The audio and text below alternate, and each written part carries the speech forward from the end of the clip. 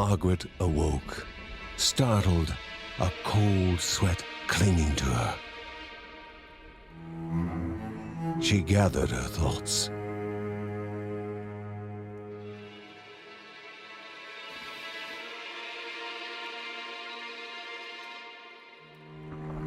Aged wood creaked, echoing through the quiet rooms.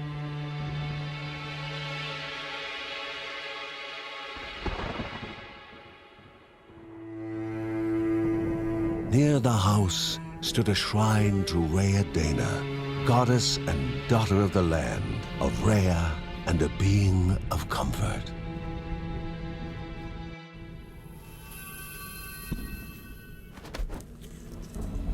Margaret sought answers.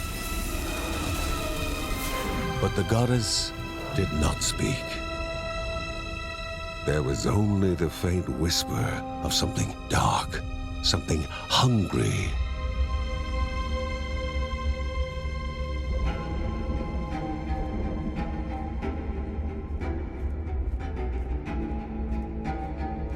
The old seer's bones felt the weight of their age as she climbed.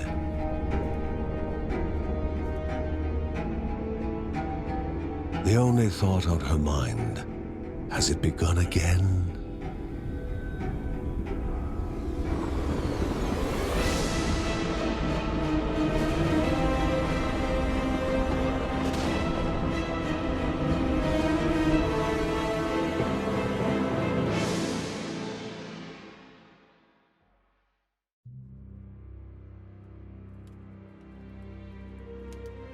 John's mission would be a simple one.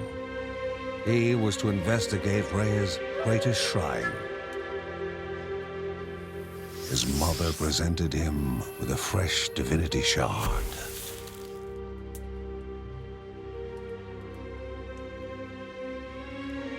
From his brother came a newly sharpened sword.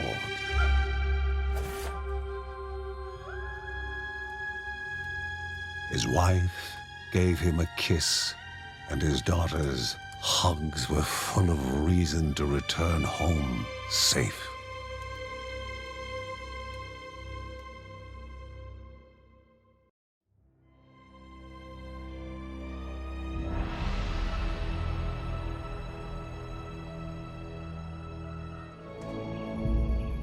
Before him was sacred ground, left untouched in days gone by. Remaining calm and collected, the shock of his heart-skipping beats was concealed in expert fashion.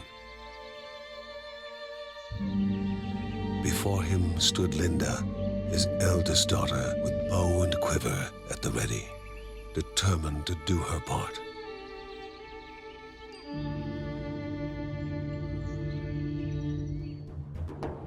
Before the Guardians were not beasts feeding, but monsters consuming, destroying others. They corrupted and distorted, creating even more hungry husks.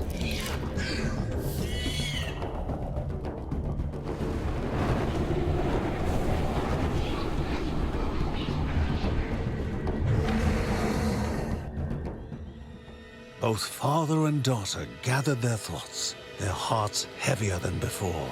How would they explain what they had witnessed?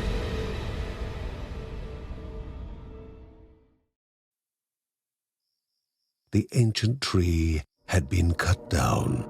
Together, father and daughter described the horror, the creatures dripping with decay that slithered into bodies stuck between life and death to bolster their ranks.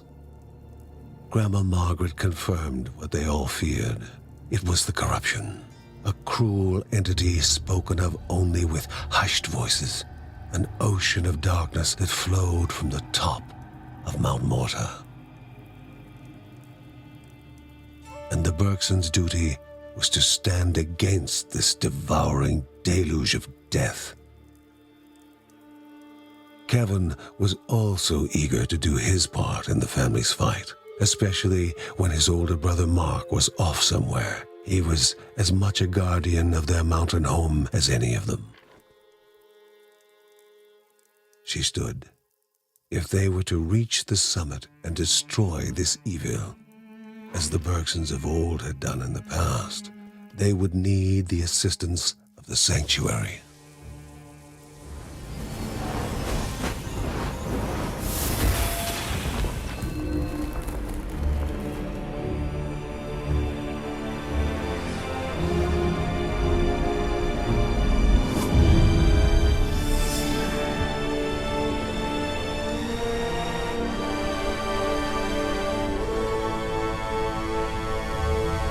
Given to the Bergsons by Rhea herself, the sanctuary was a gateway to the mysterious lands around the mountain. Margaret pointed to the huge crystal at the center of the den, revealing their next task: to activate it and open the way to the source of the corruption. And once Rhea's 3 spirits are gathered on the grounds, the only gate to the top of Mount Morta will open in this chamber. By himself, or with the assistance of those who loved him, John needed to gather the 3 spirits from their lands. Without them, he would not be able to stem the flow of the corruption.